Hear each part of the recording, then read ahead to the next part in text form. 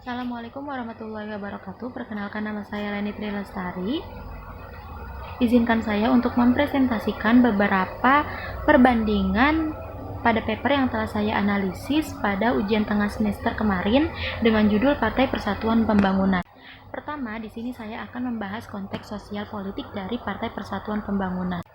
Sejarah PPP, Partai Persatuan Pembangunan atau PPP didirikan pada tanggal 5 Januari 1973 atas gabungan dari 4 partai Islam. Yang pertama itu ada Partai Nahdlatul Ulama, lalu ada Partai Muslimin Indonesia, Partai Syarikat Islam Indonesia, dan terakhir Partai Islam Perti, yang dimana penggabungan 4 partai ini bertujuan untuk menghadapi pemilu pertama di tahun 1973. Penerapan asas yang digunakan oleh partai ini ialah asas Islam yang berlambangkan Ka'bah, yang dimana tidak berubah sedikit pun dan tetap dipakai sampai saat ini. Begitupun dengan visi dan misi PPP yang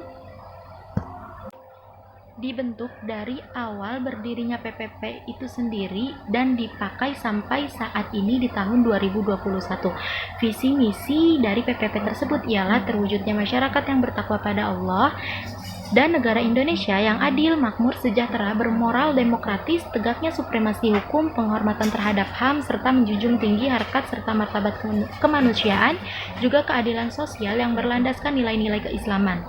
Serta misi dari PPP sendiri ialah berkhidmat untuk berjuang dalam mewujudkan dan membina manusia dan masyarakat yang beriman serta bertakwa kepada Allah, meningkatkan mutu kehidupan beragama, mengembangkan ukhuwah Islamiyah atau persaudaraan sesama muslim. Lalu kita akan membahas kepemimpinan dari Partai Persatuan Pembangunan. Pemimpin dalam Partai Persatuan Pembangunan disebut sebagai Ketua Umum. Ketua Umum ini juga akan terus berganti seiring dengan pergantiannya periode kabinet partai itu tersebut. Contohnya seperti Bapak Muhammad Syafaat Mintareja yang menjabat sebagai Ketua Umum PPP pada kabinet pertama di tahun 1973 sampai 1978, dan Bapak Suharto Monoarfa yang menjabat sebagai Ketua Umum PPP pada kabinet ke-7 di tahun 2020 sampai 2025. Lalu berikutnya saya akan membahas tentang sistem nilai pada Partai Persatuan Pembangunan.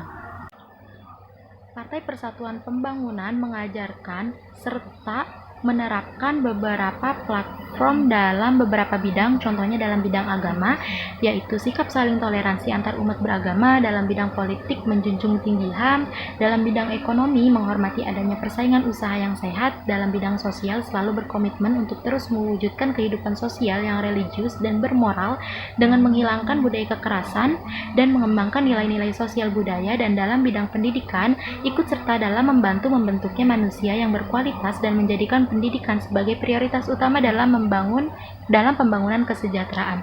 Dan sistem nilai dalam Partai Persatuan Pembangunan ini tidak berubah sedikit pun atau tidak berganti, yang ada malah berkembang menjadi sesuatu sistem nilai yang lebih baik.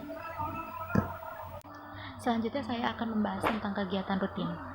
Kegiatan rutin pada Partai Persatuan Pembangunan ialah yang pertama ada rapat pimpinan nasional, yang dimana rapat ini akan diadakan setiap bulannya oleh Ketua Umum Partai Persatuan Pembangunan. Lalu ada workshop juga, lalu ada kegiatan bersih lingkungan serta kegiatan senam pagi yang dilakukan setiap hari Jumat dan wajib dilaksanakan oleh seluruh pekerja PPP dan anggota PPP. Dan yang terakhir ada kegiatan musyawarah wilayah Dewan Pimpinan Wilayah Partai, yang dimana musyawarah ini wajib diikuti oleh seluruh perwakilan Dewan Pimpinan Wilayah Partai.